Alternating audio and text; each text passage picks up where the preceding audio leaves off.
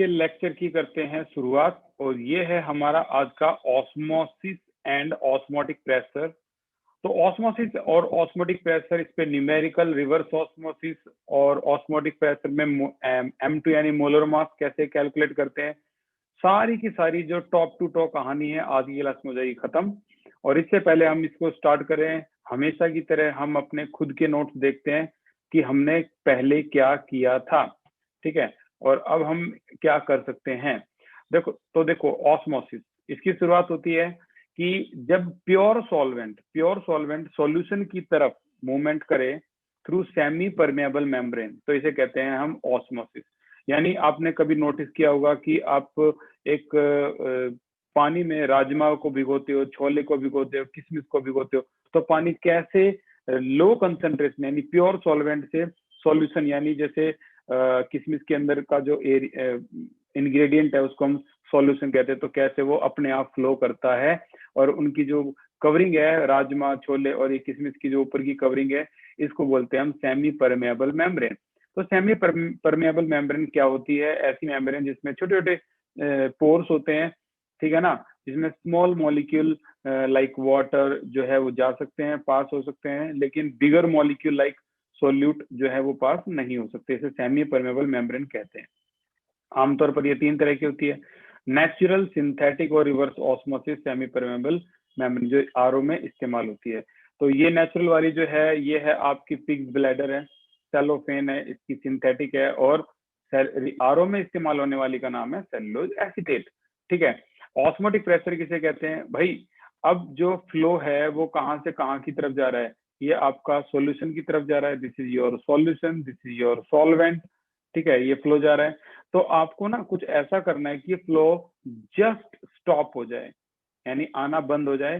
तो आपको ऊपर से एक हल्का सा प्रेशर अप्लाई करना है, जिसको हम बोलते हैं ऑस्मोटिक प्रेशर। तो ऑस्मोटिक प्रेशर क्या है? ये एक्स्ट्रा प्रेशर है that just stop the flow of solvent to solution side through the semi permeable membrane, इसे बोलते हैं ऑस्मोटिक प्रेशर।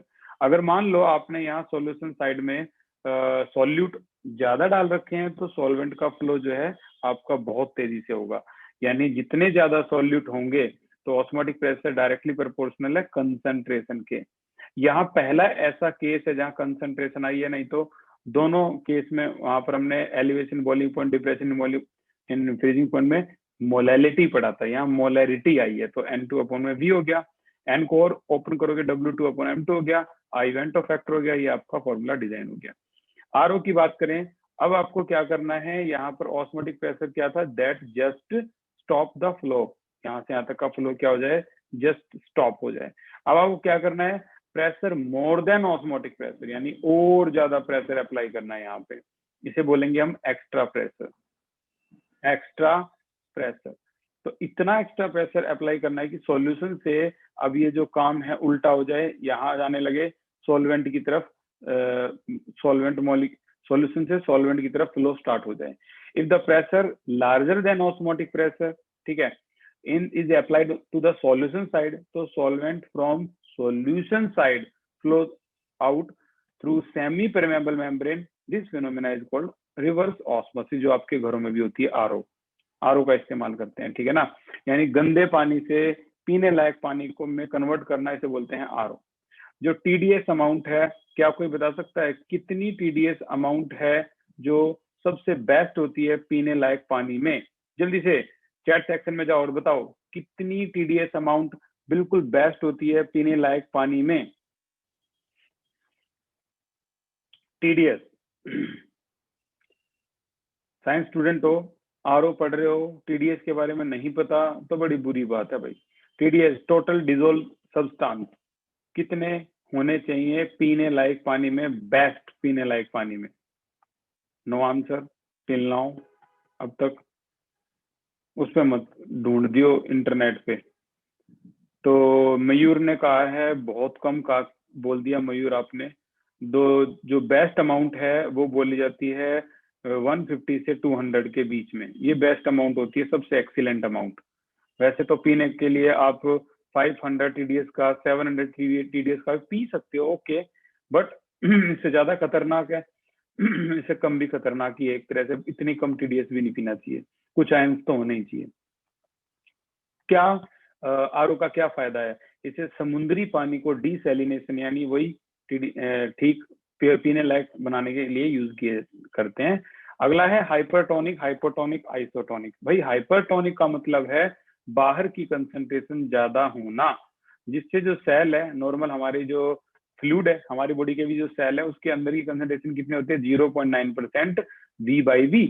यानी अगर बाहर की कंसंट्रेशन ज्यादा है तो ये बाहर आ जाएगा अंदर का सॉल्वेंट, ठीक है ना। इसे बोलते हैं एक्सोस्मोसिस, और ऐसा करने पर सेल श्रिंक हो जाएगा। अगर बाहर की कंसंट्रेशन कम है इसे हाइपोटोनिक बोलते हैं, ठीक है ना, बाहर की कंसंट्रेशन सेल के मुकाबले में कम है। तो अब पानी अंदर जाएगा तो इसे एंडोस्मोसिस बोलते हैं, और सेल स्वेल हो जाएगा, फूल जाएगा। और अगर दोनों ही कंसंट्रेशन बराबर है, दिस इज कॉल्ड आइसोटोनिक, इसे कहते हैं आइसोटोनिक। तो क्वेश्चन आया था व्हाट विल हैपन अगर आरबीसी भी वही है 0.9% V/V, इनको प्लेस कर दे 1% में, तो आरबीसी क्या हो जाएंगे भाई? 1% में डाल दिए तो पानी अंदर से बाहर आ जाएगा, ज्यादा परसेंट है इसकी तो 1, 0.9 तो कम है, तो पानी बाहर आ जाएगा, तो एक्सोस्मोसिस होगा। अगर 0.5 में डाल दिया वही एंडोस्मोसिस होगा। और 0% बिल्कुल ही प्योर पानी में डाल दिया आरबीसी को, तो भाई ये बिल्कुल 0.9 है तो पानी इसके अंदर जाएगा, ये फूल जाएंगे, स्वेलिंग होगी, और तो और ये रप्चर यानी फट भी सकते हैं, बोलते हैं एंडोस्मोसिस। ठीक है, बायोलॉजिकल इंपॉर्टेंस बताइए और इंडस्ट्रियल एप्लीकेशन बताइए एंडोस्मोसिस की। तो बायोलॉजिकल है जो, वो है preservation of fruit preservation against bacteria. होता क्या है इसमें? ऑस्मोसिस बोलना चाहिए था वैसे तो, यूज ऑफ ऑस्मोसिस, बायोलॉजिकल और इंडस्ट्रियल यूज ऑफ ऑस्मोसिस। और दूसरा इंडस्ट्रियल यूज क्या है? तो डिसैलिनेशन ऑफ सी वाटर है, तो हमने पढ़ ही लिया। देखो फ्रूट का कैसे होता है, जैसे मान लो आपका ये फ्रूट है, ठीक है, ना भी लगता हो तो उसे मान लेना ये फ्रूट है, ठीक है। और इस फ्रूट में क्या है, आपको आपने किस में डाल दिया? शुगर सॉल्यूशन में डाल दिया, चाशनी में डाल दिया इसको, फ्रूट को, ठीक है। तो ये फ्रूट पे लगने वाले जो बैक्टीरिया हैं, इसकी कंसंट्रेशन है वो चाशनी कंसंट्रेशन से बहुत कम है। जूम करके देखे तो ये बैक्टीरिया है और ये बाहर की कंसंट्रेशन है। बाहर की कंसंट्रेशन मान के चलना भाई 2.3 है, और अंदर की 0.9 मान के चलो, ठीक है। तो आपको भी पता है क्या होने वाला है, यहाँ से पानी बाहर निकलेगा तो बैक्टीरिया स्ट्राइवल यानी श्रिंक हो जाएंगे और मर जाएंगे। अब जब बैक्टीरिया सारे ही मर गए तो इसको सड़ाने वाला, डिकम्पोज करने वाला, डिग्रेड करने वाला कोई है ही नहीं, इसलिए ये फूड लंबे समय तक प्रिजर्व रहते हैं, ठीक है। अच्छा, अगर किसी का बीपी हाई है, किसी पर्सन का बीपी हाई है, तो क्या उसको मिनिमम सॉल्ट लेना चाहिए? हाँ जी लेना चाहिए। क्यों लेना चाहिए? क्योंकि मिनिमम सॉल्ट जो है, सॉल्ट में आई की वैल्यू क्या होती है? 2, क्योंकि सॉल्ट होता है NaCl, सभी को पता है, वेंट ऑफ फैक्टर 2 हो जाता है, जिसकी वजह से pi is equal to ICRT। यहाँ पाई यानी ऑस्मोटिक प्रेशर, इसको ब्लड प्रेशर को से रिलेट किया गया है, ठीक है। तो ये ब्लड प्रेशर भी हाई हो जाएगा, इसीलिए कहा जाता है कि ये डायरेक्टली प्रोपोर्शनल होता है। ऑस्मोटिक प्रेशर क्या है? डायरेक्टली प्रोपोर्शनल है, ठीक है। और हमारी बॉडी के अंदर, बॉडी फ्लूइड के अंदर नंबर ऑफ सॉल्यूट होते हैं। On taking large amount of common salt यानी Na positive Cl negative ion enter into the body और raise the concentration of solute, यानी आई की वैल्यू 2 होगी। कंसंट्रेशन ऑफ सॉल्यूट बढ़ने से आपका ऑस्मोटिक प्रेशर भी बढ़ेगा, यानी जिसका ब्लड प्रेशर हाई है तो उसको कम NaCl खाना चाहिए, जिसका लो है उसे ज्यादा खाना चाहिए, ठीक है। अब आते हैं यहाँ से न्यूमेरिकल की शुरुआत में। याद रखना, ये जितने भी आपके प्रोटीन और ये ऑस्मोटिक प्रेशर निकालने के लिए प्रोटीन, पॉलीमर जितने भी है, इनका मॉलिक्यूलर मास हजारों में होता है। ये देखो इसका आंसर 61,000 समथिंग आया है, ठीक है। कैसे आया है? आई की वैल्यू 1, 200। अब ये एग्जाम्पल कौन सा है? तो आपकी एनसीईआरटी में जल्दी से मूव करते हैं, ये एग्जाम्पल कौन सा था और हमें इसकी वैल्यू क्या क्या रखनी चाहिए थी। तो सारा ये पोर्शन खत्म हो गया हमारा। अब हम एग्जाम्पल की तरफ आ गए। ये एग्जाम्पल है 11, ठीक है। वैल्यू क्या आई है? 61,000 के आसपास आई है, और आपकी भी आ जाएगी, कोई बड़ी बात नहीं है। देखो pi is equal to ICRT। C होता है N2 अपॉन में V, N2 होता है W2/M2 इंटू में W2/N अपॉन में V, ये वॉल्यूम है, इंटू में R इंटू में T। अब सभी वैल्यू को ध्यान से देखना भाई। फाइंड आउट क्या करना है? Molar mass. तो मोलर मास को मैं रेड से मार्क कर रहा हूँ यहाँ पे, ये मोलर मास रेड से मार्क है। अब बाकी सभी को ध्यान से देखे तो आई की वैल्यू यहाँ प्रोटीन को देखकर आप बता सकते हो आई की वैल्यू 1 होती है, हमारी लिस्ट में ये है। ऑस्मोट यहाँ 1.26 ग्राम ऑफ प्रोटीन है, तो 1.26 इसका W2 आ गया, और इतना वॉल्यूम दे रखा है। अब वॉल्यूम को कौन बताएगा? आर बताएगा। आर की वैल्यू हम यहाँ प्रेशर है ना, तो 0.0821 लीटर एटीएम पर केल्विन पर मोल रखेंगे। तो यहाँ पर साफ बोल रहा है कि वॉल्यूम लीटर में होना चाहिए। तो 200 सेंटीमीटर क्यूब अगर किसी को ना पता हो तो इसको हम 200 ml भी बोल सकते हैं, और ml को लीटर में कर लो, 200 डिवाइडेड बाई 1000, ये आपका लीटर आ गया। ठीक है, 0.2, तो ये आपका लीटर हो गया, ये लीटर में कन्वर्ट कर लिया तो वॉल्यूम भी आ गया आपका। ठीक है, आर की वैल्यू मैंने बताई दी। आप ऑस्मोटिक प्रेशर में हर केस में आर की वैल्यू लोगे। ठीक है, बार है तो 0.083 कर दो, बस इतना ही कर दो यार। टेम्परेचर आपका 300 केल्विन हो गया, और ऑस्मोटिक प्रेशर तो दे ही रखा है क्वेश्चन में, ये बार में दे रखा है, और हमने एटीएम वाली वैल्यू रख दी है, यानी यहाँ पर फिर से कॉन्ट्रोवर्सी है। अब हम यहाँ पर क्या करने वाले हैं, अपनी स्ट्रेटेजी चेंज करने वाले हैं। अब हम आर की वैल्यू रखेंगे 0.083 लीटर बार पर केल्विन पर मोल, राइट। तो हम 0.083 रख रहे हैं, जो कि इन्होंने रखी है। बस वैल्यूज को कैसे पुट करना है अगर आपने इतना सीख लिया तो आप बड़े आसानी से इस रेड कलर को निकाल सकते हो। चलते हैं अगले न्यूमेरिकल की तरफ। कौन सा न्यूमेरिकल है हमारा अगला, इसको देखते हैं। नेक्स्ट न्यूमेरिकल हमारा जो आया है वो है 100 मिलीग्राम का। ये एनसीईआरटी का न्यूमेरिकल नहीं है। 100 मिलीग्राम ऑफ प्रोटीन, तो मैं एक फॉर्मूला लिख देता हूँ यहाँ पर, वही osmotic pressure equal to i into W2 by M2 into में वॉल्यूम इंटू में R इंटू में T। देखते हैं क्या क्या चीज हमारे पास है। What is the molar mass, यहाँ भी मोलर मास निकालना है तो रेड कर देते हैं मार्क। अब एक एक करके देखते हैं। देखो भाई, पाई की वैल्यू क्या है, 100 मिलीग्राम। मिलीग्राम का मतलब है यहाँ पर जो वैल्यू है वो ग्राम में लेते हैं। W2 होता क्या है, मास ऑफ सॉल्यूट इन ग्राम, तो इसको आप ग्राम में चेंज कर लोगे, तो भाई ग्राम में चेंज करने के बाद ये आ जाएगी आपकी 100 अपॉन में 1000 ग्राम। ठीक है ना, तो ये आ जाएगी आपकी, तो 0.1 हो गया, ये भी होगी। अच्छा, just enough water to make 10 ml, ml को वॉल्यूम को लीटर में करो, ये वैल्यू आ गई आपकी। ठीक है, this solution has osmotic pressure 13.3 mmHg। अब mmHg को किस में कन्वर्ट करो, आर को देखो पहले। आर क्या है आपकी 0.0821, और ये होता है 0.0821 लीटर एटीएम पर केल्विन पर मोल, यानी आपका प्रेशर एटीएम में होना चाहिए, बेशक से ऑस्मोटिक प्रेशर हो। तो इसको एटीएम में करने के लिए 760 से क्या किया गया है, डिवाइड किया गया है। ठीक है, तो ये हो गया एटीएम में। अच्छा, आई की वैल्यू तो प्रोटीन देख के 1 कर दो, आर की वैल्यू तो यही रही आपकी। ठीक है, टेम्परेचर जो है वो कितना दे रखा है, 25 डिग्री, यानी 298 केल्विन हो गया आपका। ठीक है, तो सारी वैल्यू रखो एंड गेम इज ओवर। ये आसान था। ये आपकी एनसीईआरटी का क्वेश्चन नंबर 40 है, और बहुत आसान है। इस 40 को देखो एक बार, एनसीईआरटी का क्वेश्चन नंबर 40 एक्सरसाइज में जाओ सीधा। और क्वेश्चन नंबर 40 लास्ट के दो क्वेश्चन है जो बड़े खास हैं, तो 40 एक 41, दोनों में ऑस्मोटिक प्रेशर दे रखा है। ठीक है, तो CaCl2 में आपको खुद आई की वैल्यू 3 नहीं करनी, आई की वैल्यू 2.7 होगी। वॉल्यूम बहुत अच्छे लीटर में है, टेम्परेचर भी है, और तो और ऑस्मोटिक प्रेशर भी है। तो डिटरमाइन अमाउंट, यानी क्या निकालना है, चलो बताइए क्या निकालना है इसमें। चैट सेक्शन में जाओ और बताओ, इसमें अमाउंट के लिए बोला गया है, तो आप क्या निकालोगे 40 में। Determine the amount of CaCl2, क्या निकालोगे, देखते हैं। वेरी गुड रितु, बिल्कुल ठीक है। जतिन ठीक है, खुशी ठीक है, बहुत बढ़िया। रिया ठीक है। इसमें हम W2 निकालेंगे, इसे बोलते हैं W2 निकालेंगे। तो देखो कैसे निकालेंगे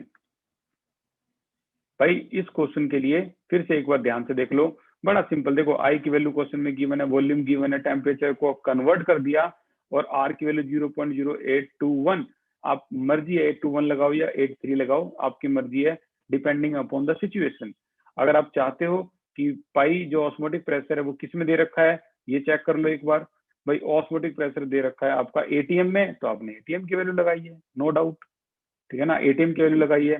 ठीक है, क्या है इसकी यूनिट, लीटर एटीएम पर केल्विन पर मोल, जितनी हो उसके आदत डाल लो। बहुत बढ़िया आदत है ये एटीएम वाली वैल्यू की। W2 निकालना है, तो देखो आपको ये भी गिवन है, ये रहा आपका, आई भी गिवन है 1 होता है, आर भी है, टी भी है, वी भी है, और M2 यानी मोलर मास भी दे रखा है। कितना इन्होंने क्वेश्चन में 111 CaCl2 का, ये गिवन देंगे आपको। ठीक है, तो आपको बड़ी इजीली वैल्यू फाइंड आउट हो जाएगी। अगला क्वेश्चन भी बिल्कुल ऐसा ही है, बस इसमें इन्होंने आई की वैल्यू जो है वो गिवन नहीं दी है। अगला क्वेश्चन है 41, ऑस्मोटिक प्रेशर निकालो, मिलीग्राम में है, ग्राम में कन्वर्ट कर दो।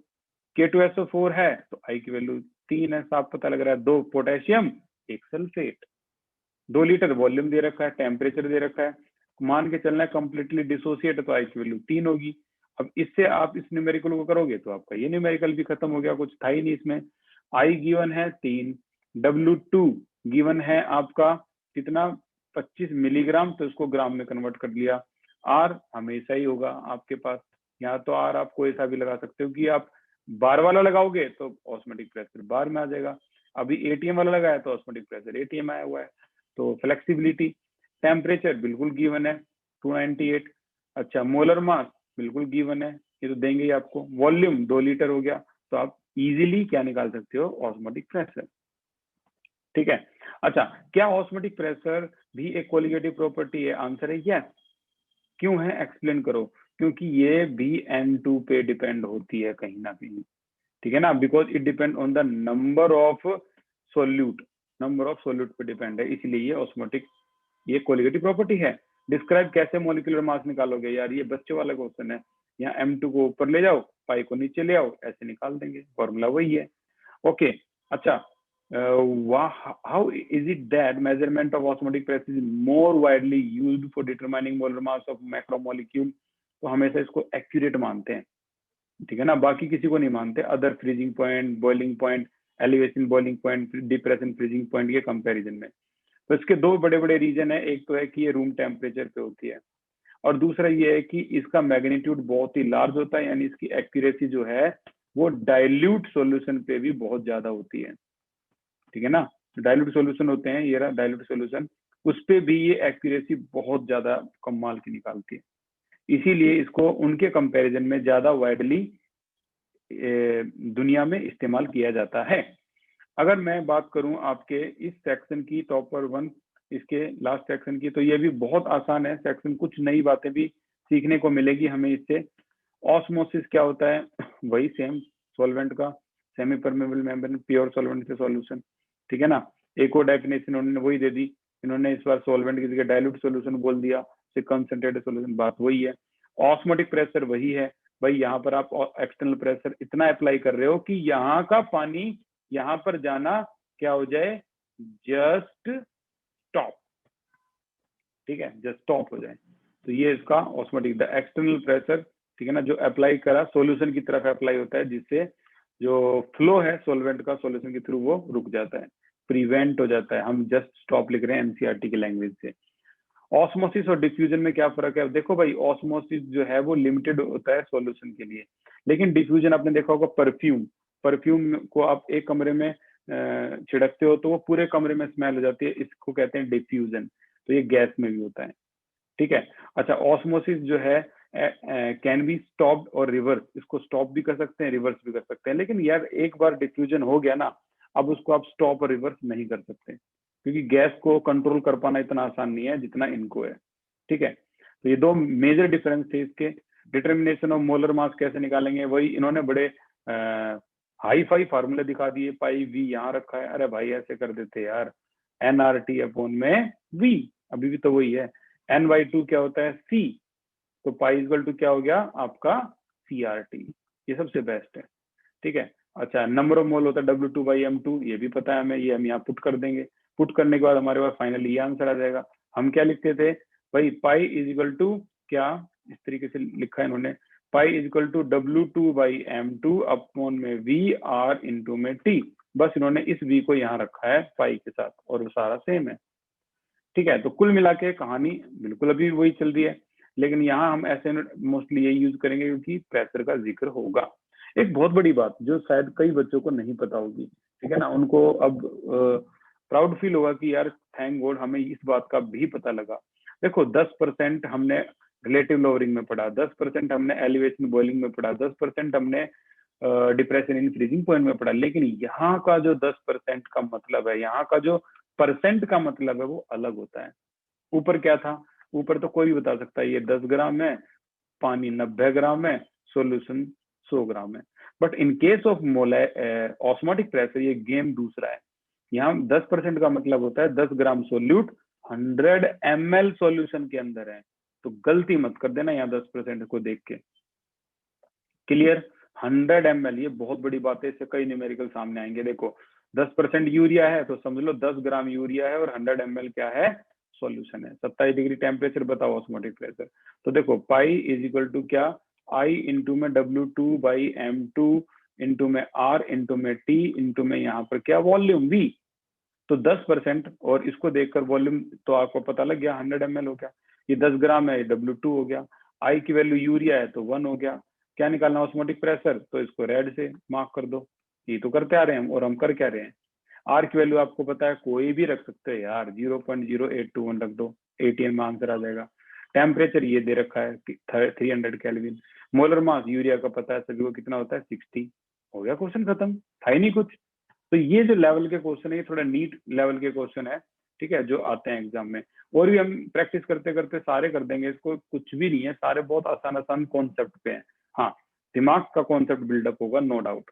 ये आपको सीधी सीधी मोलैरिटी दे रखी है, जिसका मतलब होता है इतने mole of solute dissolve in 1 litre of solution. Clear? और यहाँ से Ka की वैल्यू दे रखी है और HCN के बारे में बताया गया है, ठीक है। अब सबसे बड़ी बात है, HCN में हम I की वैल्यू क्या रखें? क्या 2 रख दें? लेकिन उन्होंने तो बोला ही नहीं है, कंप्लीटली डिसोसिएट है। हिंट के तौर पे Ka दे दिया और हमें सब पता था, फिर भी हम इस छोटे से क्वेश्चन को नहीं कर पाए। W2/M2 इंटू में क्या? R इंटू में T अपॉन में वॉल्यूम V। R भाई सभी को पता है 0.0821। क्लियर? अच्छा, टेम्परेचर दे ही रखा है, ये रहा टेम्परेचर। W2 यहाँ से हम 2 मिनट में बता सकते हैं, इतना मोल समझ लो। W2/M2 एक साथ ही पता लग गई 0.1 मोल, तो ये भी पता है हमें, N2 आ गया। अच्छा, वॉल्यूम कितना है? वॉल्यूम जो है वो दे रखा है इन्होंने, 1 लीटर सॉल्यूशन है, डेफिनेशन से ही पता लग गया मोलरिटी से, तो 1 लीटर ये भी आ गया आपका। आई जो है इसने इस क्वेश्चन को यही रोक दिया, ठीक है, आई ने रोक दिया। तो हम चाहे तो ऐसे भी कर सकते हैं, ठीक है ना, 1 अल्फा, या हमारा हमने जो सीखा है वो सबसे बेस्ट है यार, C माइनस सी अल्फा, ये C अल्फा, और ऐसा करने पर आई की जो वैल्यू आएगी वो आ जाएगी 1 प्लस अल्फा। आप करके देख लो, चाहे ऑब्जर्व कोलिगेटिव प्रॉपर्टी अपॉन में कैलकुलेटेड कोलिगेटिव प्रॉपर्टी, या फिर या total number of particle after dissociation और बिफोर डिसोसिएशन। तो I equal to 1 plus alpha आ जाएगी, कई बच्चों के दिमाग में ये आ चुका है, ठीक है। अब जब यही आ गया तो अल्फा ही निकालना, तो अल्फा क्या होता है? C equal to C alpha square. तो अल्फा स्क्वायर क्या आ जाएगा? Ka अपॉन में C आ जाएगा, स्क्वायर हटा दो, अंडर रूट आ जाएगा। और बड़ी सिंपल कैलकुलेशन है, ऊपर वाली है 10 की पावर -3, नीचे वाली 10 की पावर -1। ये देखो ये रहा 10 की पावर -1, इसे बोलते हैं कंसंट्रेशन मोलैरिटी। तो कैंसिल करोगे 10 की पावर -2, बाहर निकालोगे अंडर रूट से तो 10 की power -1। This is your alpha, यानी अल्फा आ गया 0.1। ऐड कर दो, यहाँ आई की वैल्यू क्या आ जाएगी? जल्दी से अल्फा को यहाँ ऐड करके आई की वैल्यू बता सकता है कोई? चैट सेक्शन पता तो लगे कौन कितने ध्यान में है और कौन कितनी नींद में है। वेरी गुड, खुशी, मयूर, बहुत बढ़िया, जतिन, रिया, पुनीत गुप्ता ही गलत है। Intelligent mind always in confusion. Puneet Gupta 1.1 आएगी, दोबारा चेक करो। तो 1.1 आ गई, यहाँ रख दो, सारा खेल ही खत्म। लो आ गया आंसर, ये आंसर था, खत्म। अब क्वेश्चन और भी ज्यादा इंटरेस्टिंग बनते हैं। देखो, अगर बाई चांस केस ऐसा है, इसे सॉल्यूशन कंटेनिंग इतने % यूरिया और इतने % NaOH है, दोनों अलग अलग दे रखे हैं, और बताओ अब ऑस्मोटिक प्रेशर क्या होगा? 127 डिग्री सेल्सियस है। यानी अब हमें क्या, हमें करना तो वही है, आई इंटू में W2/M2 इंटू में क्या, R इंटू में T अपॉन में V, करना तो यही है। बट अब की बार हमें ना क्या करना पड़ेगा कि जो कंसंट्रेशन है, जैसे आप चाहो तो इसकी जगह क्या फार्मूला लगा सकते हो, pi equal to i into में CRT, ठीक है। अब R का तो पता ही है, टेम्परेचर पता ही है, लो बस C जो है कंसंट्रेशन, वो उन्होंने इस तरह से बोल दी, N अपॉन में V करके निकाल लो, ठीक है। अब देखो 10% के बारे में मैंने अभी क्या समझाया था आपको, 20% यूरिया है तो क्या समझाया था, इसका मतलब होता है 20 gram urea in 10 ml solution. अच्छा, 10% का मतलब होता है 10 ग्राम NaOH इन 10 ml सॉल्यूशन, ठीक है। 20% यूरिया एंड 10% जो है वो NaOH। तो दोनों का जो वॉल्यूम है वो हम इसमें रख देंगे। इन्होंने वैसे बोला है कि if A solution if a solution is there having 20% urea and 10% NaOH, यानी सॉल्यूशन के अंदर 20% यूरिया है, 10% NaOH है, यानी ये आपका दोनों के दोनों 100 ml सॉल्यूशन में है, इतना ध्यान रखना पड़ेगा। तो N/V करना है, बस V की जगह आपका ये आ गया 100 ml आ गया। और नंबर ऑफ मोल, यहाँ हम फंस जाएंगे भाई, नंबर ऑफ मोल तो 10 ग्राम के भी निकालने हैं और 20 ग्राम के भी निकालने हैं। हमें तो ये भी नहीं पता यहाँ I की वैल्यू 1 है, यहाँ I की वैल्यु 2 है, ये भी बड़ी कंफ्यूजन है। तो उन्होंने क्या कर दिया, इसको लिख दिया N1I1 प्लस में N2I2। N1 आपको पता है नंबर ऑफ मोल 10/40, NaOH का मोलर मास 40 होता है, ये 20/60, इसका 60 होता है, ठीक है। I की वैल्यू यूरिया के केस में हम क्या लेंगे, 1 लेंगे, और इसके केस में या फिर इसके केस में क्या लेंगे, 2 लेंगे, क्योंकि ये डिसोसिएट हो रहा है, और इसके केस में 1 लेंगे। पूरा सॉल्व करने के बाद आपकी जो कंसंट्रेशन है, देखो वही काम ये कर रहे हैं, वही काम सेम जो अभी 10/40, 20/40 वगैरह वगैरह। तो यहाँ पर नंबर ऑफ मोल पूरा ऊपर का ये आ जाएगा, और सारी वैल्यू अगर हम रख दें, सारी वैल्यू अगर हम इसको देखो 0.1 बोल दिया वो वॉल्यूम को देख के, ठीक है। तो सारी वैल्यू को अगर आप रखोगे, देखो यहाँ पर C की जो वैल्यू है यहाँ से निकल गई आपकी नॉर्मल, ठीक है, उसे यहाँ रख दो। I की वैल्यू को अब रिजोल्व हो चुकी है उस C के अंदर अंदर, तो इसको रखने की जरूरत ही नहीं है, RT आपके पास थी। This is your answer. Normal आप चाहो तो घर पे ट्राई कर लो, गलत होगा ही नहीं। अच्छा, in which case osmotic pressure maximum होता है? भाई एलम एक ऐसा एग्जांपल है जिसमें डिसोसिएशन ज्यादा होता है, क्योंकि इसका फॉर्मूला देखो ये था, ठीक है ना। तो यहाँ ये भी आयन है, ये भी आयन है, ये भी आयन है, तो आयन बहुत ज्यादा होते हैं, इसलिए I की वैल्यू यही मैक्सिमम होगी। अच्छा, in which of the following case, इनमें से कौन सा मैक्सिमम है? अब देखो यहाँ नॉर्मेलिटी है, ऊपर मोलैरिटी था, लेकिन आपको याद होगा N/M = F, ये मैं समझाता था आपको, ठीक है। तो यहाँ मोलैरिटी निकालने के लिए M अगर ऊपर जाएगा तो क्या आ जाएगा, N/F हो जाएगा, नो डाउट। अब नॉर्मेलिटी तो दे ही रखी है आपको, ये ही आपकी नॉर्मेलिटी, ये ही आपकी 0.1, लेकिन F फैक्टर क्या होता है? F फैक्टर कितने OH इसने निकाले हैं, एक, तो यहाँ पर आ गया 0.1/1, क्लियर। और RT ऐसा कैसा है, तो पहला केस आ गया आपका 0.1 RT। सिमिलरली ट्राई करो एक बार, यहाँ क्या करोगे ऐसा आप, तो यहाँ आप देखो N/M, M अगर आप निकालोगे तो आपको क्या चाहिए होगा यहाँ पर, एक बार मैं इसको करके दिखाता हूँ N2PO3 को, फिर आप समझ जाओगे। M निकालना है तो N/F चाहिए, N तो गिवन है 0.1, F क्या होता है यहाँ पर, F फैक्टर कितने यहाँ पर इसने आयंस निकाले हैं, ठीक है। वैसे यहाँ पर आयंस 2 हैं, एक बार देख लेते हैं, बिल्कुल यहाँ पर आयंस 2 हैं पहले केस के लिए, तो यहाँ पर बाई 2, 0.01 इंटू में 2 RT, मोलैरिटी जो निकाला है F फैक्टर इसका, हाँ नंबर ऑफ OH होते हैं, बिल्कुल नंबर ऑफ OH होते हैं। बी वाले केस में नंबर ऑफ जो आयंस है Na पॉजिटिव के, ये जो Na3 आया है आपका इसका, ठीक है। चार्ज जो है सोडियम को अगर देखें तो 3 है यहाँ पे, तो यहाँ पर डिवाइडेड बाई 3 कर दिया इन्होंने, कैसे, M = N/F डिवाइडेड बाई 3 कर दिया, ठीक है। और I की वैल्यू क्या होगी, 4 होगी, तो वही I भी लगाना है, और ये जो वैल्यू है मोलैरिटी की, क्योंकि कंसंट्रेशन को मोलैरिटी कहते हैं, RT। तो ऐसा सब कुछ करने पर इसकी वैल्यू ये आएगी, कुल मिला के इसकी वैल्यू ये आएगी, इसकी वैल्यू आपकी ये आएगी, और इसकी वैल्यू आपकी ये आएगी। तो सबसे मैक्सिमम जो वैल्यू हमें देखने को मिली वो आपकी A में ही थी, सबसे ज्यादा मैक्सिमम A में, ये ट्वाइस हो गया, बाकी सभी डिवाइड होती रही 3, क्योंकि F फैक्टर ज्यादा थे, ठीक है ना। यूरिया में F फैक्टर कुछ था ही नहीं, 1 था, तो इसकी वैल्यू भी क्या होगी, यूरिया की I की वैल्यू भी तो 1 थी, इसलिए इसकी वैल्यू भी छोटी ही रही, F फैक्टर इसमें 1 था, यूरिया डिसोसिएट नहीं होता। तो इस तरीके से बड़ा इजीली हम इसको कॉन्सेप्ट को कर सकते हैं, याद रहे तो ठीक है, नहीं याद रहे तो छोड़ो भाई, तुम्हारा ये नीट का लेवल है। अच्छा, आइसोटोनिक सॉल्यूशन कौन से होते हैं जिनमें दोनों का ऑस्मोटिक प्रेशर सेम रहे, उसे कहते हैं आइसोटोनिक सॉल्यूशन, ठीक है। अब यहाँ पर अगर मैं बात करूं, यहाँ का जो पहला केस है, और आइसोटोनिक करने से पहले मैं जल्दी से एक बार 3 न्यूमेरिकल है इसके, एक बार जल्दी से ये वाली जो थ्योरी है ये भी खत्म करते हैं, फिर हम आइसोटोनिक का देंगे। हाइपरटोनिक हाइपोटोनिक आज ही करा हमने, हाइपरटोनिक और हाइपोटोनिक। अब आपको आइसोटोनिक भी याद आया होगा, जिसमें दोनों की कंसंट्रेशन 0.9 और 0.9, दिस इज कॉल्ड आइसोटोनिक। बाकी हाइपर में बाहर की कंसंट्रेशन ज्यादा होती है, हाइपो में कम होती है, ठीक है ना। अच्छा, रिवर्स ऑस्मोसिस भी कर चुके हैं, डिसैलिनेशन ऑफ सी वाटर भी कर चुके हैं हम। आरओ में जो pressure more than osmotic pressure अगर आप सॉल्यूशन साइड लगा दोगे, ठीक है ना, तो आपके movement of solvent semi permeable member के थ्रू सॉल्यूशन से प्योर सॉल्वेंट की तरफ होना स्टार्ट हो जाएंगे अगर आपने एक्सेस में प्रेशर लगा दिया, ठीक है। ये तो हो ही चुका है। अच्छा, ये वो दो बातें थी जिसकी वजह से ऑस्मोटिक प्रेशर को प्रेफर किया जाता है ओवर अदर क्वालिटेटिव प्रॉपर्टी। क्या? एक तो ये रूम टेम्परेचर पे होता है, और दूसरा highly it's value is higher even for dilute solution, मतलब इसकी वैल्यू बहुत एक्यूरेट आती है डाइल्यूट सॉल्यूशन में भी, ठीक है ना।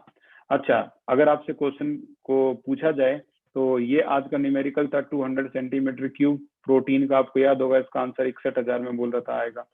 अच्छा, ये आज का जो क्वेश्चन था, ऑस्मोटिक प्रेशर बताइए 5% सॉल्यूशन ऑफ केन शुगर। अब देखो यहाँ भी वही कॉन्सेप्ट है, 5% का मतलब होता है 5 ग्राम इन 100 ml, ठीक है ना, और इससे आपका वॉल्यूम आ जाता है, ठीक है। तो अब एक एक करके अगर हम यहाँ अपने फॉर्मूले में देखें, W2/M2 इंटू में R इंटू में T अपॉन में V, तो देखो वॉल्यूम कितना है 100 ml दे रखा है, W2 5 ग्राम पता लग गया, मोलर मास सुक्रोज 342 ये भी पता लग गया, आई की वैल्यू सुक्रोज से 1 होगी, ठीक है ना, और आर की वैल्यू आपको पता है, टेम्परेचर दे रखा है 15 डिग्री सेल्सियस, आ गया। सिंपल, इनका तो देखो ही मत ये कर क्या रहे हैं, ये जो भी कर रहे हो हमारा सिस्टम में वो क्या कह रहा है वो देखो। अगला क्वेश्चन फिर से देखो, calculate osmotic pressure of the solution by mixing 100 ml of 4.5% urea और 100 ml ऑफ 3.24% शुगर केन, और दोनों को मिक्स कर दिया। तो एक काम करो, देखो परसेंट तो पता ही लग गया ना आपको, परसेंट पता लग गया तो ग्राम पता लग गया, ग्राम पता है और मोलर मास पता है, तो नंबर ऑफ मोल दोनों के निकल गए, यूरिया के नंबर ऑफ मोल, शुगर के नंबर ऑफ मोल, ये आ गया आपके डिवाइड करने के बाद, सिंपल। तो टोटल नंबर ऑफ मोल दोनों को ऐड कर दिया, ये आ गया। अच्छा, टोटल सॉल्यूशन, टोटल वॉल्यूम कितना था, इसका भी 100 था, इसका भी 100 था, दोनों को मिक्स किया था 200 हो गया, ये आ गया। अब दोनों का ये हिस्सा है कि total number of mole solute, total number of mole of solution, और क्या निकालना है हमें, ऑस्मोटिक प्रेशर। तो ये ऑस्मोटिक प्रेशर क्या होता है भाई, N अपॉन में VRT, थोड़ा सा शॉर्ट में लिखा है मैंने क्योंकि हमें नंबर ऑफ मोल निकाल लिए ना टोटल, तो नंबर ऑफ मोल यहाँ लिख दो, टोटल वॉल्यूम यहाँ लिख दो, R का आपको पता है, T का आपको पता है, और जो I की वैल्यू है वो देख लो एक बार, ये भी यूरिया है और ये शुगर है, दोनों के केस में I की वैल्यू 1 होती है, तो आंसर सेम, ये आ गया, खत्म, कुछ है ही नहीं, ठीक है। इसी तरीके से अगर क्वेश्चन ऐसे आता है, ऑस्मोटिक प्रेशर बताइए 1.25 मोलल, मोलल होता है मोलैलिटी, ठीक है ना, तो इसका मतलब क्या होता है, इसका मतलब होता है इट्स मीन, और डेंसिटी भी दे रखी है उन्होंने, और क्या कह रहा है ऑस्मोटिक प्रेशर। तो देखो मैं पहले टारगेट लिख देता हूँ ना, तो क्वेश्चन आसान लगता है, W2/M2 into R into T upon में यहाँ पर क्या है V, ठीक है भाई। अब देखो वॉल्यूम कैसे निकालेंगे, वॉल्यूम सॉल्यूशन की डेंसिटी से निकाल लेंगे, density is equal to mass upon volume, तो volume is equal to mass upon density, density दे रखी है और मास ऑफ सॉल्यूशन हमें ऊपर से कैसे भी करके निकालना है। कैसे निकालेंगे भाई, इतने मोलल एक्वा सॉल्यूशन का मतलब होता है कि इतने मोल कह लो, या मोल को यार ग्राम में बदल लो, कोई भी बदल सकता है, इतने mole of solute dissolve in 1 kg of solvent, clear. अब इतने मोल अगर आपको कह दे कोई सुक्रोज है, तो यार आप कोई क्या डर जाओगे क्या इससे, N is equal to small m upon capital M, small m है 1.25, स्मॉल m n है 1.25, स्मॉल m निकालना, कैपिटल M 342, मल्टीप्लाई कर दो, लो जी आ गया आपका 427.25 ग्राम ऑफ सोल्यूट है इतने ग्राम सॉल्वेंट में। अब इतना सॉल्यूट पता लग गया, इतना सॉल्वेंट पता लग गया, दोनों को मिक्स कर दोगे तो क्या आ जाएगा भाई, सॉल्यूशन आ जाएगा, मास ऑफ सॉल्यूशन, और यही तो डेंसिटी में रखना है, मास ऑफ सॉल्यूशन रख दिया, volume of solution in litre, ये जो है ये आप अब इससे निकाल सकते हो, वॉल्यूम ऑफ सॉल्यूशन निकालना है तो डेंसिटी जो वो सॉल्यूशन की दे ही रखी है, तो यहाँ से वॉल्यूम भी निकल गया, ठीक है। तो वॉल्यूम को उसकी जगह रख दो, R को रख दो, T को रख दो, और ये नंबर ऑफ मोल आपका पहले से ही पता है 1.25, ये रहा 1.25, तो W2/M2 करने की जगह सीधा सीधा यार इसको N2 कर दो, दोनों को मिक्स करके इसकी वैल्यू रख दो, I की वैल्यू सुक्रोज है तो 1 रहेगी, and this will be your answer, no doubt, करके देख लेना, गलती होगी ही नहीं, ठीक है। ये भी बहुत आसान क्वेश्चन है। At what concentration of solute P solution will be isotonic with 5% of urea.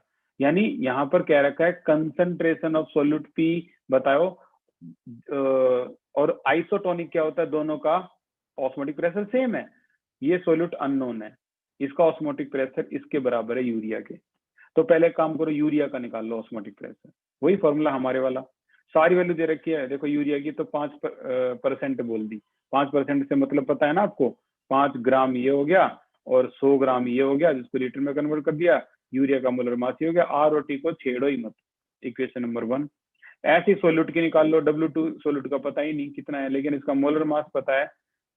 At what concentration solute in the solution isotonic with इतने % ऑफ यूरिया, और सोल्यूट का मोलर मास देखो दे रखा है 342। तो यहाँ हम 342 लिखेंगे, आर ऐसा कैसा, टी ऐसा कैसा, और कितना भी % हो, ये कितना भी % आए आपको पता है वॉल्यूम 100 ml ही होगा। बस अब इन दोनों वैल्यू को इक्वल कर दो, आर से आर, टी से टी, ये कैंसिल हो गया, और यहाँ से आपका W2 फाइंड आउट हो गया। ये आपका W2 आ गया। तो वो कह रहा है W2 के बारे में नहीं पूछ रहा, वो कह रहा है बताओ कंसंट्रेशन क्या होगी। तो अगर मैं किसी बच्चे से ये पूछूं, W2 की वैल्यू है आपकी 28.5 है, तो क्या मुझे % बता सकता है कोई बच्चा इसकी परसेंटेज क्या होगी? दिमाग लगाना पड़ेगा भाई, चैट सेक्शन में है कोई बच्चा जो बता सकता है? W2 की वैल्यू अगर इतनी है तो किसी बात को % में बोल सकता है वो?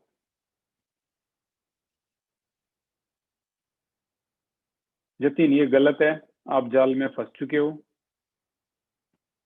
Osmotic concept, osmosis concept. अगर W2 की वैल्यू इतने ग्राम है, अब तो बता दो यार, और कितनी हिंट लोगे? तो बताओ परसेंटेज क्या होगी। वेरी गुड रितु, नाइस, बहुत बढ़िया। एक रितु का जवाब ठीक है भाई। और कोई चैलेंजिंग क्वेश्चन है? आज थोड़ी देर पहले मैं बता के हटा हूं कि अगर मैं यहाँ बोल देता हूँ 28.5% ऑफ क्या सुक्रोज, जो भी बोल दूंगा, ग्लूकोज, सुक्रोज बोल दिया मैंने, तो इसका मतलब क्या होता है? इसका मतलब होता है इतने gram of sucrose in 100 ml of sucrose. तो इसका मतलब जितना भी ग्राम होता है उतनी % होती है इन केस ऑफ ऑस्मोसिस। तो करेक्ट आंसर आपका ये आ गया, उतना ही %। ठीक है, अब समझ में आ गया होगा, नो डाउट पता है। ऑस्मोटिक प्रेशर निकालो, ये एनसीईआरटी का क्वेश्चन है। मोलर मास इन्होंने इतना दे दिया है, इतना ml सॉल्यूशन है, तो pi is equal to ICRT से ये क्वेश्चन आराम से हो सकता है। W2 हो गया आपका, ये टेम्परेचर हो गया, आर की वैल्यू आपको पता है, मोलर मास हो गया, वॉल्यूम हो गया, सारी वैल्यू आ गई यार इसमें। तो आराम से इसको निकाल सकते हो। बस पास्कल में कह रहा है वो निकालने के लिए, पास्कल में। तो कहाँ दिमाग लगाना पड़ेगा भाई? आपको दिमाग लगाना पड़ेगा आर की वैल्यू पे। अगर मान लो, चलो एक खेल खेलते हैं, मत इनके चक्करों में उलझे मत। आर की इतनी सारी वैल्यू कौन याद रखेगा? आप एक काम करो, पाई की वैल्यू ना एटीएम में निकाल दो, इतना तो कर सकते हो ना, 0.0821 से एटीएम में निकाल दी। अब आप जो भी एटीएम में वैल्यू आई है, तो आपको पता है 1 एटीएम किसके इक्वल होता है? 1 ATM is equal to 1.01325 into 10⁵ pascal, इसके इक्वल होता है। तो जो भी वैल्यू आएगी उसको लगभग 10⁵ से मल्टीप्लाई करो, खत्म किया, और आंसर आ गया। ठीक है, इतने पास्कल आंसर आ जाएगा। तो ऐसे हम निकाल सकते हैं। ये आज ही की क्लास में आपने देखा होगा CaCl2 जो हमने किया था। ठीक है, ये भी आज की क्लास में एनसीईआरटी का लास्ट क्वेश्चन था, ये भी किया था। तो ये होगी आपकी आज की क्लास खत्म। और वो आइसोटोनिक जो रहता है उसको और देख लेते हैं। उस पर भी 1 न्यूमेरिकल 2 न्यूमेरिकल दे रखे हैं उन्होंने। आइसोटोनिक, ये आइसोटोनिक है भाई। आइसोटोनिक में एक सिंपल सा रूल होता है, दोनों का ऑस्मोटिक प्रेशर जो होता है वो सेम होता है। जैसे 1% यूरिया यानी 1 ग्राम और 100 ml। ठीक है, इन 100 ml is isotonic with acetic acid. ये एसिटिक एसिड के साथ आइसोटोनिक है। Find out the concentration if इतने % आयोनाइज होता है। बस ये कौन? Acetic acid. अब इतने % आयोनाइज होता है एसिटिक एसिड, तो क्या आप इस सभी से आई की वैल्यू निकाल सकते हो? कई तरीके हैं यार, एक नहीं। % आयोनाइज बोल दिया तो आप तो यार simple alpha is equal to I-1 N-1 ऐसे निकाल लो। या बच्चों की तरह अगर करना चाह रहे हो तो I is equal to 1 + alpha आएगा, हर बार ही आता है। ठीक है, तो यहाँ पर अल्फा जो है वो क्या है? % दे रखा है। % को डिग्री में बदलना एक बार, 25% डिवाइडेड बाई 100 तो 0.25 हो गया। 0.25 ये जो अल्फा है ये आपका डिग्री ऑफ डिसोसिएशन में आ गया। इसको यहाँ अल्फा को अल्फा की जगह रखोगे 0.25 तो ऐड करने के बाद 1.25 आ गया। अब जब आई की वैल्यू आ गई तो यहाँ पर इन्होंने क्या कहा है कि relation for isotonic solution, concentration पहले वाले की यूरिया की और कंसंट्रेशन दूसरे वाले की जो आयोनाइज हुआ है उसकी, ठीक है ना, वो बराबर होगी। ठीक है, और किस तरीके से बराबर होगी, क्योंकि आइसोटोनिक में मैं आपको ना हिंट भी पूरी दूंगा, पाई दोनों के बराबर होते हैं भाई, ठीक है ना। अब पाई बराबर है तो सीआरटी भी बराबर होगी, दोनों की सीआरटी बराबर होती है, इसकी भी आई और इसकी भी आई आएगा। आपको तो पता ही है, आर से आर कैंसल, टी से टी कैंसल, तो क्या क्या रह गया आइसोटोनिक सॉल्यूशन में, क्या रह गया भाई आइसोटोनिक, सी आई, तो ये आपका सी आई दिखा रखा है इन्होंने, पहला यूरिया के लिए, दूसरा एसिटिक एसिड के लिए। तो दोनों की वैल्यू अब देखो पता ही लग गई, इस आई की वैल्यू तो पता यूरिया में 1 है, इसकी वैल्यू आई की अभी अभी निकाल दी 1.25, तो दोनों की वैल्यू अगर आप पुट करोगे तो दूसरी कंसंट्रेशन निकली पड़ी है, यू नो वेरी वेल, ठीक है ना। अब कहोगे कंसंट्रेशन इसकी क्या होगी सर, तो 1% है तो 1 ग्राम डिवाइडेड बाई 100 ग्राम, ठीक है ना। कंसंट्रेशन नंबर ऑफ मोल निकालना है, सॉरी, तो ये 1 ग्राम और मोलर मास कितना यूरिया का 60 and the whole value divided by 100 यानी 1000, ठीक है, इस तरीके से। तो आप कुल मिला के इस सी को निकाल सकते हो और इस सी को आपको क्रॉस मल्टीप्लाई करके निकालना ही है, तो ये तो निकल गई। सेम एक लास्ट क्वेश्चन है आज का, फाइनली ये लास्ट क्वेश्चन है, और लास्ट क्वेश्चन में कहा है कि इतने ml NaOH है, अब की बार ना मोलैरिटी दे दी इन्होंने, और इतने मोलैरिटी जो है वो यूरिया है, इतने मोलैरिटी जो है वो NaOH है, दोनों को मिक्स कर दिया, बताओ ऑस्मोटिक प्रेशर क्या होगा। अब जब मोलैरिटी मिक्स हो रही है, यानी इसका आई की वैल्यू अलग है, इसकी आई की वैल्यू अलग है, तो आई को तो लेकर चलना पड़ेगा, और वही जो थोड़ी देर पहले करा था हमने C on mixing, N number of mole upon में वॉल्यूम, यही होगा ना। अब इसका नंबर ऑफ मोल कुछ और आएगा, 0.1 capital M mean that 0.1 mole of NaOH dissolve in 1 litre of solution, तो इसका 0.1 आ गया, इसका निकालेंगे ये भी 0.1 आएगा, तो दोनों का जो वॉल्यूम है वो डिवाइड कर देंगे, टोटल वॉल्यूम कितना हो जाएगा, देखो इसका 100 ml है मिक्स विद इसका 100 ml है, टोटल वॉल्यूम जो आ जाएगा वो आ जाएगा आपका 400 प्लस में 100 इज इक्वल टू 500 ml आ जाएगा टोटल वॉल्यूम, ठीक है, क्योंकि उन्होंने दे दिया ना, इस बार हमें खुद से नहीं निकालना है। पहली बात तो ये परसेंटेज नहीं है, सॉरी ये परसेंटेज नहीं है, ये आपका ml पहले ही दे रखा है 400 ml और 100 ml, तो ये क्वेश्चन बाकी क्वेश्चन से आसान हो जाता है, आपका टोटल वॉल्यूम मिक्स कर दो 500 आ गया, तो ये 500 की वैल्यू यहाँ क्लियर होगी, ऊपर के नंबर ऑफ मोल आपकी पहले से क्लियर, ठीक है। आई की वैल्यू भी आपकी दोनों ही क्लियर है, इसकी नंबर ऑफ मोल 0.1 है, इसकी नंबर ऑफ मोल 0.1 है, ठीक है, दोनों ही क्लियर है। आई की वैल्यू रखने के बाद सारी कंसंट्रेशन जो आएगी आपकी वो आ जाएगी, आई की वैल्यू देखो बता रहे हैं कि करके, इसकी 2 है, आई की वैल्यू 1 है, ये तो आपको पहले से ही पता है। तो कंसंट्रेशन की जो वैल्यू आ जाएगी आपकी कुल मिला के पूरी कैलकुलेशन करने के बाद, देखो ये वाली कैलकुलेशन पूरी कैलकुलेशन करने के बाद सिंपल कंसंट्रेशन आ जाएगी 0.12 C on mixing, concentration on mixing, बाकी क्या है, बाकी कुछ है ही नहीं, ये दे रखा है आपका आर, टेम्परेचर क्वेश्चन में दिया ही नहीं है तो रूम टेम्परेचर ले लो, नहीं तो आप टी लिख के छोड़ दो, आपका काम तो खत्म, ठीक है। ये वही बता रहा है कि मोलर मास इसका एक्यूरेट क्यों होता है, क्योंकि ज्यादातर नॉन वोलेटाइल में होता है, ऑस्मोटिक प्रेशर का मोलर मास सबसे ज्यादा एक्यूरेट होता है, क्यों, क्योंकि ये नॉन वोलेटाइल यूज करते हैं हमेशा, आपने देखा प्रोटीन, पॉलीमर, नॉन इलेक्ट्रोलाइट, सारे नॉन वोलेटाइल हैं, ठीक है। ये डाइल्यूट में होता है और ये ना तो डिसोसिएशन और ना एसोसिएशन में हम इसको अप्लाई करते ज्यादातर, इसीलिए वैल्यू एक्यूरेट आती है, ठीक है। तो कोई भी 2 लिख लो इसके, ये आपके हो गया यहाँ तक के खत्म। तो ये थी आपकी क्लास भाई, थोड़ी सी ब्रेन टीजर क्लास थी, लेकिन जिन बच्चों ने इतनी भी अटेम्प्ट करी, देख ली यार, मैं तो हेड्स ऑफ है कि इतना पेशेंस आपने दिखाया, thank you so much for the class, take care.